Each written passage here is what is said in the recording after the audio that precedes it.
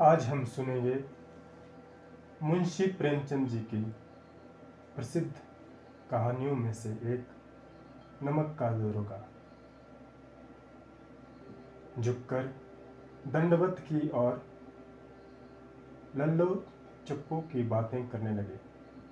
हमारा भाग्य उदय हुआ जो आपके चरण इस द्वार पर आए।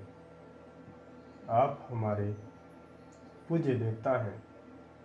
आपको कौन सा मुंह दिखावे, मुंह में तो कालिख लगी हुई है, किंतु क्या करें, लड़का अभागा कपूत है, नहीं तो आपसे क्यों मुंह छिपाना पड़ता। ईश्वर निसंतान चाहे रखे, पर ऐसी संतान न दे। आलोपी दीन ने कहा, नहीं भाई साहब, ऐसा न कहिए। मुंशी जी ने चकित होकर कहा, ऐसी संतान को और क्या कहूँ।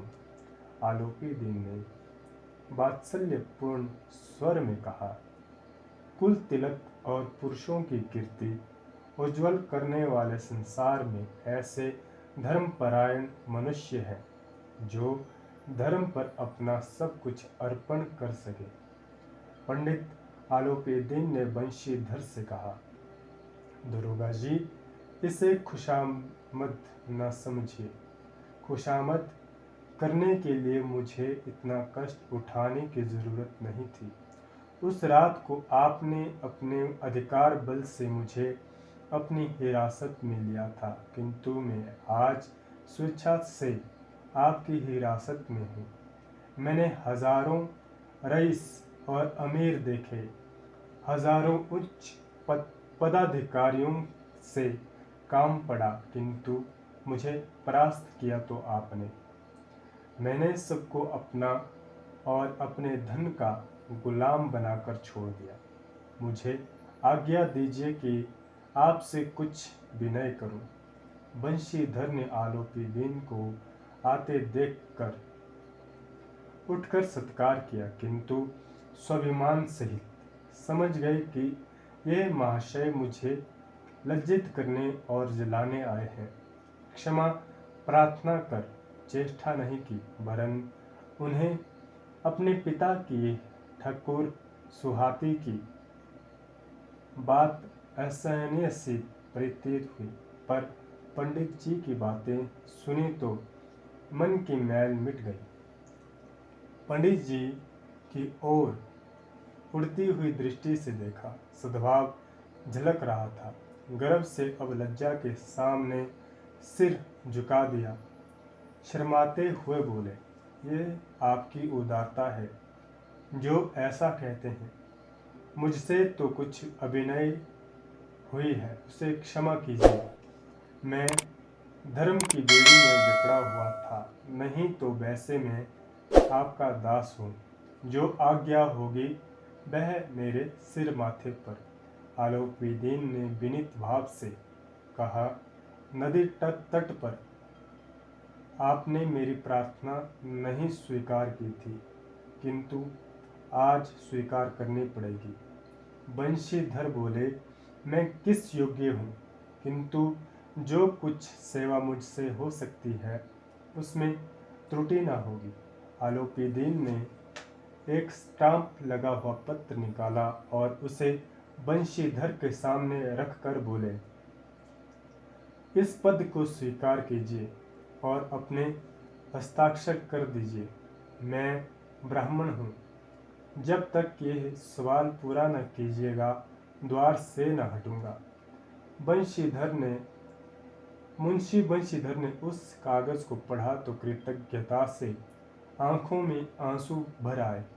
पंडित आलोपी दीन ने उनको अपनी सारी जायदाद का स्थायी मैनेजर नियत किया था। 6,000 वार्षिक वेतन के अतिरिक्त रोजाना खर्च अलग, सवारी के लिए घोड़े, रहने को बंगला, नौकर चाकर मुफ्त। कंपित स्वर में बोले, पंडित जी, मुझमें इतनी सामर्थ्य नहीं है कि मैं आपकी उदारता का प्रशंसा कर सकूं, किंतु मैं ऐसे उच्च पद के योग्य नहीं हूँ। आलोपीदीन ने हंसकर बोले, मुझे इस समय एक अयोग्य मनुष्य की ही जरूरत है। बंशीधर ने गंभीर भाव से कहा, यों मैं आपका दास हूँ। आप जैसे कीर्तिवान सज्जन पुरुष की सेवा करना मेरे लिए सौभाग्य की बात है, किंतु मुझ में न विद्या है, न बुद्धि, न वह स्वभाव जो इन त्रुटियों की पूर्ति कर देता है। ऐसे महान कार्य के लिए एक बड़े मर्मज्ञ अनुभवी मनुष्य की जरूरत है। आलोपीदीन ने कलमदान से कलम निकाली और उसे बंशीधर के हाथ में देकर बोले, न मुझे विद्वता की चाह है, न अनुभव की, न मर्मज्ञता की, न कार्य कुशलता की। इन सब गुणों के महत्व का परिचय खूब पा चुका हूँ। अब सौभाग्य और सुअवसर ने मुझे वह मोती दे दिया है जिसके सामने योग्यता और विद्वता की चमक फीकी पड़ जाती है। ये कलम लीजिए, अधिक सोच विचार न कीजिए, दस्तखत कर दीजिए। परमात्मा से यही प्रार्थना है कि वह आपको सदैव वही नदी के किनारे वाला बेमुराबत उदंड कठोर परंतु धर्मनिष्ठ दरोगा बनाए रखे। बंशीधर की आंखें डबडबा आईं। हृदय के संकुचित पात्र में इतना एहसान न समा सका। एक बार फिर पंडित जी की ओर भक्ति और श्रद्धा की दृष्टि से देखा और कांपते हुए हाथ से मैनेजरी के कागज पर हस्ताक्षर कर लिए। आलोपीदीन ने प्रफुल्लित होकर उन्हें गले लगा दिया।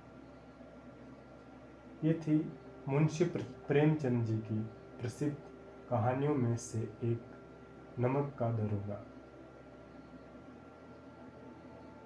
धन्यवाद।